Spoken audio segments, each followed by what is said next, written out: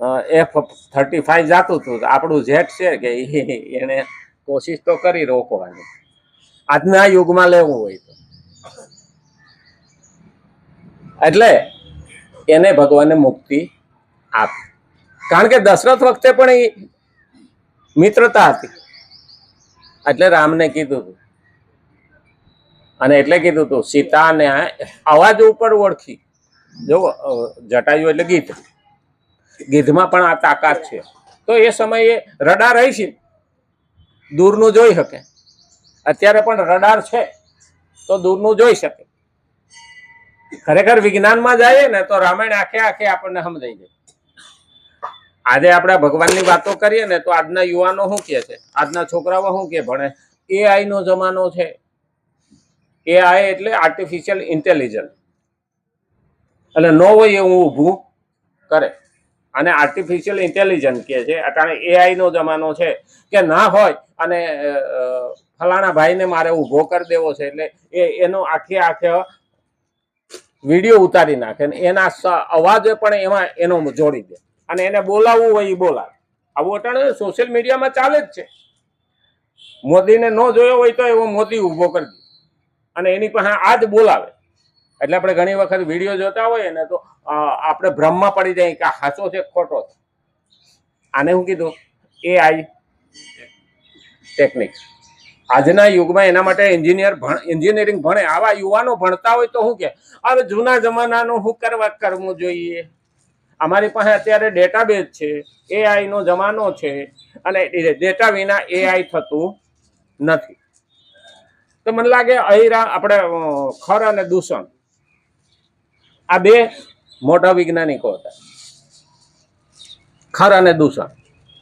હવે એની પાસે એનો 10,000 નું લશ્કર, બે પાસે 5,000. પહેલું જ રામાયણ વાલ્મીકી રામાયણ ની અંદર આવે છે લડવા માટે. પહેલો જ ઉપાય એનો એ છે. તો એને બધા ખર દૂષણ જ બનાવી દીધા આ ડેટાબેઝ ઉપર. AI જનરેટ ખર દૂષણ જ બધા દેખાય અને બે તાકાત વાળા હતા. એટલે રામે આખો ડેટાબેઝ જ બદલી નાખ્યો. રામ પણ આપણે એમ કહીએ ને કે માયાવી રાવણ, તો રામને શું કહીએ માયાપતિ. હવે માયાવી અને માયાપતિ તો કે આખો પોઈન્ટ કોના હાથમાં? તો રામના હાથમાં. એટલે રામે છે ને ડેટા બદલી નાખ્યો. ડેટા બદલાયો ને એટલે ઓલા હામાં એક રામ દેખાય ને એક ને પેલો દેખાય, રાક્ષસ દેખાય. હામાં કપાઈ મર્યા. બધાને રામ જ દેખાય, બધાને રામ જ દેખાય. હામાં હલે કાપવા તો દુશ્મન છે. એટલે રામે મારવાને બદલે બધાને મરવી નાખ્યા. તો ત્યારે AI હતું કે નહીં? સોનાનું મૃગ કર્યો એ AI નું જ પરિણામ છે ને.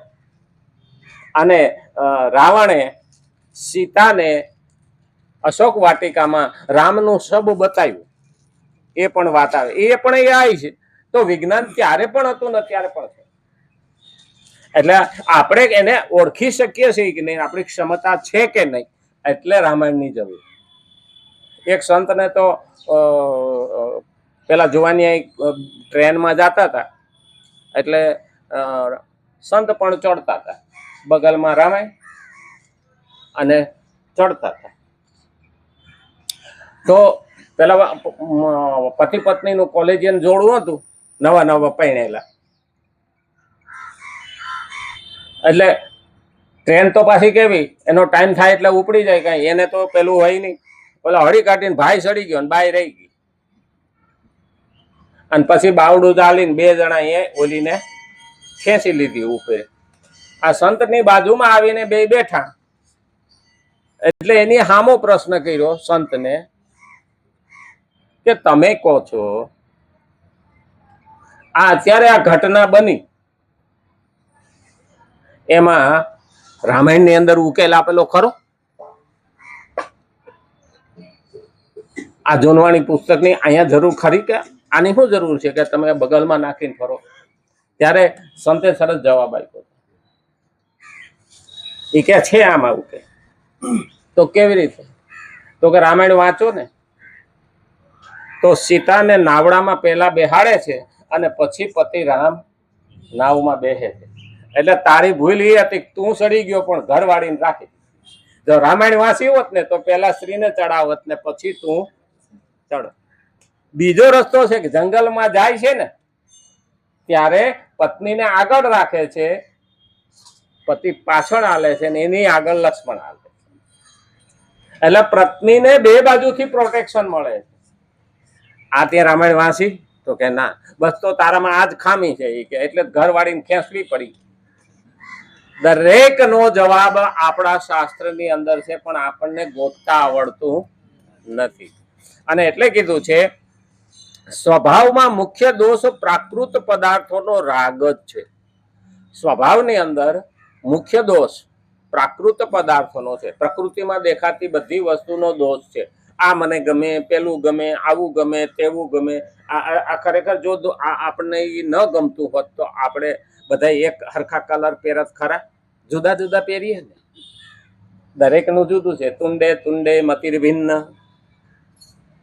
તો બધાનો પ્રસંગી જુદી, બધાનો સ્વભાવ જુદો, બધાનો અવાજ જુદો અને બધાની દ્રષ્ટિ જુદી. તો શું અહીંયા સ્વભાવમાં મુખ્ય દોષ પ્રકૃતિનો. પ્રકૃતિમાં ત્રણ વસ્તુ આવી, અહીંયા સ્વભાવ તો કીધો, પછી જોવાનું એટલે આ બધે તરફ જોઈએ ને પ્રકૃતિ. આપણે ઝાડવા તરફ જોઈએ ને તો અમુક શું કે આમાં ક્યાં ફળ આવવાના, આને ક્યાં પાણી પાવાની જરૂર. દરેકની દ્રષ્ટિ છે. તો કોઈ શું કે છે પાણી પાવને ભાઈ કે ફળ નો આપે તો કઈ નહીં, છાંયો તો આપશે. આજે ઘણા ડોહા પેન્શન નો આવતો હોય, છોકરાને વહુ એમ કે છે બાપાને પેન્શન નો થતું રાખવા હું કામે જોઈ. એટલે વડલો ક્યાં ફળ આપે, એને ક્યાં વડલામાં કઈ કમાણી થવાની છે. પણ એલા વડલાના છાંયે બેસ્યો તો ખરા, બાપુ વડલા જેવો છે. પણ આજે આ દુનિયામાં સ્વાર્થ જોતા થઈ ગયા. સ્વભાવ મુખ્ય દોષ પ્રાકૃત પદાર્થોનો રાગ છે. મને આના તરફથી આ લાભ મળવો જોઈએ. ઓલ ડોશીને ડોહા મરી ગયા ને એટલે વહુ પછી ઘસકો લે કે હવે તને હાંસો બી ભારે થઈ પડી છે. ડોશી રોતા રોતા સંત પાસે ગયા કે મને આવી પરિસ્થિતિ થઈ કે ડોહા હતા ત્યાં સુધી તો કોઈ મને કોઈ હેરાન કરતું નહોતું, પણ હવે તો વહુ હેરાન કરે કે શું કરું. માધીની કે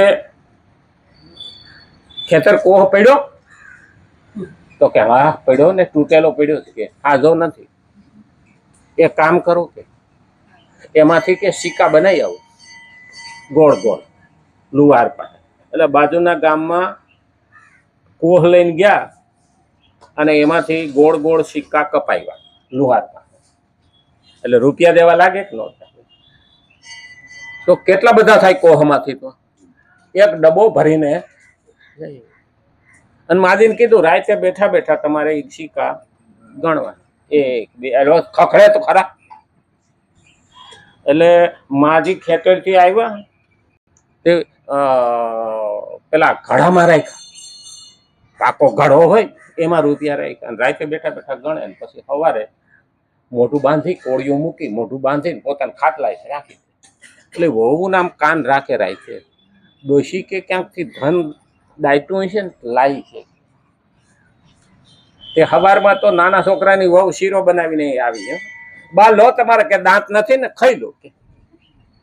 માજી કે મારે બેટો આ ઘડાનો પ્રતાપ છે. કાં તો મોટી હવે કીધું તું શેનો શીરો ખવડાવીશો કે હું નો હારા હારા ઢેફા ખવડાવું કે. ડોશી કે મારું હાડું શરીર વધી જાય કે. ત્યારે બહુ સોટી પડી.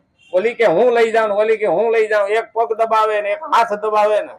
માજી કે કોઈ ગળું ન દબાવી દેતી.